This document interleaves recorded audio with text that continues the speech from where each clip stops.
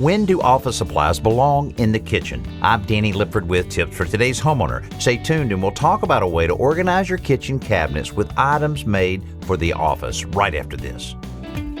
Don't let Old Man Winter sneak into your house this season. Seal the gaps with weatherization products from Duck Brand. With our Keep the Cold Out giveaway, now through November 11th, you could win winter weatherization products valued at more than $70. Window insulation kits, door sweeps, expanding foam, and more. Everything you need to keep your house warm and energy efficient in the cold weather. Visit Today's Homeowner on Facebook and look for the pinned post to enter. Brought to you by Today's Homeowner and Duck Brand.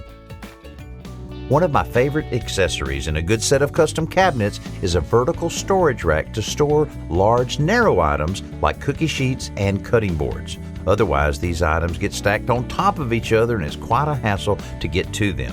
Now, since all of us don't have those cool custom cabinets, here's a way to create your own vertical storage. Put a wire vertical file holder or a plastic magazine holder in the cabinet where the cutting boards and cookie sheets are stored. If you think about it, if several files or magazines will fit into their slots, you know a cookie sheet will.